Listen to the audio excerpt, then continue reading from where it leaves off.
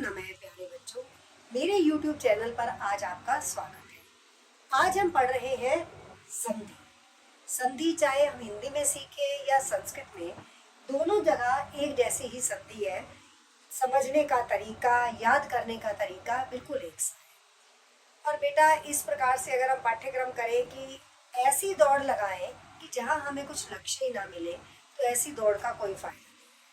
तो संधि हम इस तरीके से याद करें कि हमें याद रहे कि संधि के नियम है क्या, संधि है क्या, संधि का अर्थ है क्या। संधि का अर्थ होता है बेटा समझौता। आपने सुना होगा प्राचीन काल में राजा जब आपस में युद्ध करते थे, जब वो आपस में मिलते थे तो उसको कहा जाता था संधि, समझौता। ठीक इसी प्रकार से यहाँ पर भी संधि क्या है कि जब दो वर्णों के मेल से जो विकार उत्पन्न होता है उसे संधि कहते हैं। अब संधि के कितने भेद हैं? संधि के हैं बेटा 3 भेद, स्वर संधि, व्यंजन संधि और विसर्ग संधि। तो आज केवल हम स्वर संधि के बारे में चर्चा करेंगे कि स्वर संधि है क्या। हम इसको इस प्रकार से याद करते हैं कि ना एक गांव था, उसके अंदर संधि नाम का एक परिवार रहता था। वह परिवार बड़ा फल फूला हुआ था। अब जब वो फला फूला परिवार था तो उस गांव में जो था उनका बड़ा बेटा, उसका नाम था दीर्घ। दीर्घ का मतलब होता है बड़ा। अब जो दीर्घ था उनका बेटा, दीर्घ संधि उसका हमने नाम रख दिया। अब दीर्घ के बाद क्या है कि उसके अंदर क्या होने चाहिए? जो बड़ा होगा घर में उसके अंदर गुण भी होने चाहिए। अब जिसके अंदर दीर्घ है, बड़ा है, गुण हो गई उसके अंदर, तो उसकी क्या हो जाएगी? उसकी बहुत अधिक तरक्की हो जाएगी, वृद्धि हो जाएगी। तो यहाँ हमने ले लिया वृद्धि संधि। उसके बाद आता है जब हमारा कोई काम पूरा हो जाता है ना, तो हम कहते हैं य। तो इसका मतलब य को याद रखने के लिए एक ये ट्रिक बताई है मैंने। य से यण संधि, अ से अयादि संधि। अब एक बार दोबारा से इसको रिपीट करते हैं ताकि हम आगे इसकी परिभाषा और इसके जो नियम है उन पर चल सके। कि एक गांव था, उस गांव में संधि नाम का एक परिवार रहता था। वो परिवार जो था वो भरा पूरा परिवार था। उस परिवार में जो सबसे बड़ा बच्चा था, सबसे बड़ा बेटा था, उसका नाम था दीर्घ। दीर्घ का अर्थ है बड़ा। उसके अंदर बहुत सारे क्या थे बेटे? गुण थे। जब गुण थे तो उससे उनकी क्या हो गई? वृद्धि हो गई। वृद्धि के बाद हमने सोचा कि ये काम तो हमें अच्छे से याद हो गया। य, तो य जब हमने किया तो क्या हुआ? य से यण संधि और अ से अयादि संधि। इस प्रकार से बेटे आप इन 5 भेदों से अवगत हो चुके होंगे। अब हम केवल आज कर रहे हैं दीर्घ संधि। अगर हम सभी एक साथ लेंगे तो कुछ याद नहीं होगा। अब दीर्घ संधि के अंतर्गत हम देखेंगे 2 तरह के हमारे पास देखिए स्वर हैं, हरिस्व और दीर्घ। हरिस्व स्वर का अर्थ होता है जिनको बोलने में कम समय लगता है, और दीर्घ क्या है? जिनको बोलने में हरिस्व से ज्यादा समय लगता है। हमने यहाँ पर लिखे हैं अ, आ, ई, उ, ऊ। अब यहाँ है हरिस्व दीर्घ के पश्चात कोई भी हरिस्व या दीर्घ स्वर आ जाए तो वो क्या हो जाएगा? दोनों मिलकर हमेशा क्या बनेंगे? ये क्या लिखा है? दीर्घ स्वर। इसका मतलब कि या तो वो बड़ा आ बन जाएगा, या फिर वो ई बन जाएगा, या वो ऊ बन जाएगा। ये केवल हमने दीर्घ संधि के बारे में चर्चा कर रहे हैं। 3 स्वरों की बात की मैंने, आ, ई या ऊ, ये हो जाएंगे। अब देखिए यहाँ पर मैंने क्या किया, कथन जमा अनुसार। कथन जमा अनुसार लिखा, आपने देखा यहाँ कथन, यहाँ अनुसार।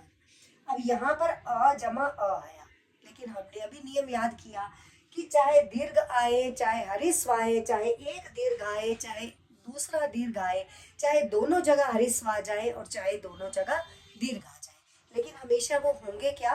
यहाँ दीर्घ संधि के अंतर्गत वो हमेशा दीर्घ होंगे। यहाँ पर आया कथन जमा अनुसार, कथना अनुसार। यहाँ बना पुस्तक जमा आले। अब देखा आपने बेटे, यहाँ आ आया है, पुस्तक जमा आले बन गया पुस्तकालय।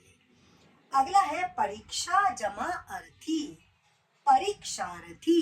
परीक्षा, आपने देखा यहाँ पर आ आया है और लेकिन यहाँ पर आ आया है। महा जमा आत्मा, दोनों में आ की आई है ध्वनि, देखा दोनों जगह आ स्वर आया है। तो आ जमा आ भी क्या बना, दीर्घ ही बना, तो बन गया महात्मा। इस तरह से ये मैंने आपको समझाया, केवल अ जमा आ दोनों जगह दीर्घ हो, हरिस्व हो, उनके इस प्रकार के नियम को हमने पूरी तरह से सीखा। अब हम चल रहे हैं ई पर। रवि जमा इंद्र, रवि, रवि में देखा आपने ई, इंद्र, ई जमा ई क्या बन गया, ई। मही जमा इंद्र, महिंद्र। गिरी जमा ईश, गिरीश। मात्रा का ध्यान रखेंगे आप, देखिए यहाँ छोटे की मात्रा आई हुई है, गिरी, र के अंदर छोटे की मात्रा है, लेकिन जब हमने इन दोनों को आपस में मिलाया तो ये मात्रा देख रहे हो आप, बड़ी की बन गई, गिरीश। रजनी जमा ईश, यहाँ रजनी बड़ी की मात्रा थी, यहाँ भी ईश था, तो बन गया रजनीश। गुरु जमा उपदेश, गुरु उपदेश। अब बेटे यहाँ जरूर आप ध्यान रखिए, बहुत सारे बच्चे ऐसे हैं जिनको ये ध्यान नहीं रहता कि छोटा ऊ क्या है और बड़ा ऊ क्या है। देखो गुरु छोटे ऊ की मात्रा है, गुरु, यहाँ देखा आपने बड़ा ऊ लग गया, गुरु उपदेश। वधु जमा उपकार, वधु उपकार। सिंधु जमा ऊर्मी, सिंधूर्मी, देखा बड़े ऊ की मात्रा बन गई। सरयू जमा ऊर्मी, सरयू ऊर्मी। ये चाहे हमारे पास हरिस्व आया, दीर्घ आया, लेकिन हमेशा बना क्या, ई बन गया, हमने अर्थात बड़ी ई लगा दिया। इसी प्रकार अब हम चल रहे हैं ऊ की ओर। गुरु जमा उपदेश, गुरु जमा उपदेश, देखो गुरु उपदेश, गुरु उपदेश। वधु जमा उपकार, वधु उपकार। सिंधु जमा ऊर्मी, सिंधु ऊर्मी। सरयू जमा ऊर्मी, सरयू ऊर्मी। इस प्रकार से हमने अ जमा आ जमा आ, ई जमा ई, ऊ जमा ऊ या दीर्घ ऊ। आ, ई और ऊ किस प्रकार से बनते हैं ये हमने सीखा केवल दीर्घ संधि के अंतर्गत। दीर्घ का मतलब क्या था बेटा, बड़ा, अर्थात कि चाहे वो हरिस्व स्वर है या दीर्घ है, लेकिन वो होंगे क्या, दीर्घ बन जाएंगे। अब यहाँ मैंने ना कुछ अभ्यास के लिए मैंने शब्द लिखे हैं, कोशिश करो आप इनको एक बार हल करने की, क्योंकि हमने जो नियम सीखे हैं ना, इन्हीं नियम के अंतर्गत करोगे आप। वेद जमा अंत, मुनि जमा इंद्र, मुनि जमा ईश्वर, योगी जमा ईश, भू जमा ऊष्मा। मैंने कोशिश की है कि ये सभी इसी के अनुसार अब आप चलाओगे और आप इसको हल करोगे।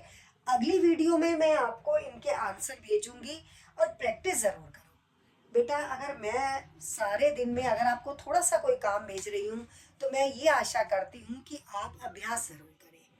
थोड़ा थोड़ा अभ्यास ही देख लेना, आपकी एक दिन पूरी मेहनत का फल आपकी झोली में डाल देगा। आशा करती हूँ जितना आज समझाया है बेटा आप लोग समझोगे, अच्छे से करोगे, और जो मैंने पुनरावृत्ति के लिए आपको कार्य दिया है वो आप कार्य पूरा करोगे। तो मेरे चैनल को लाइक कीजिए, सब्सक्राइब कीजिए, मुझे कमेंट बॉक्स में लिखिए कि आपको क्या समझ में आया है, कितना समझ में आया है। ठीक है, आशा करती हूँ ये काम आप निश्चित रूप से पूर्ण